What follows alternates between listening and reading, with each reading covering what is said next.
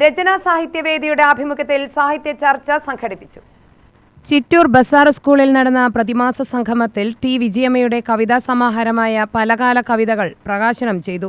സാഹിത്യകാരൻ KN കുട്ടി കടമ്പഴിപ്പുറം ഉദ്ഘാടനം ചെയ്തു. കുട്ടികൾക്ക് വേണ്ടിയിട്ട് ഒരു കവിതാ ക്ലാസ് നായകന്റെ നേതൃത്വത്തിൽ സംഘടിപ്പിക്കുകയുണ്ട്.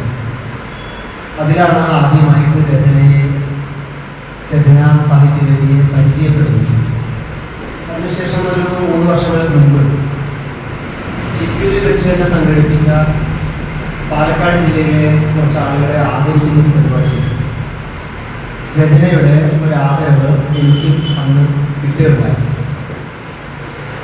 എന്തായാലും നേരത്തെ അധ്യക്ഷൻ സൂചിപ്പിച്ചതുപോലെ പുരോഗമന ആശയങ്ങളും ചിന്തകളും പാലക്കാട് ജില്ലയിൽ മാത്രമല്ല,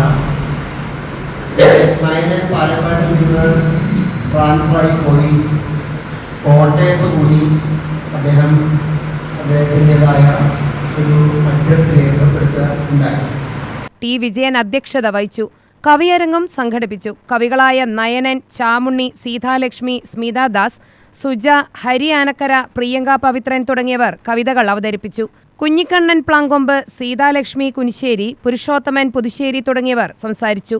നയനൻ നന്ദിയോട് സ്വാഗതവും സുജ പെരുമാട്ടി നന്ദിയും പറഞ്ഞു. UTV news, Palakkad.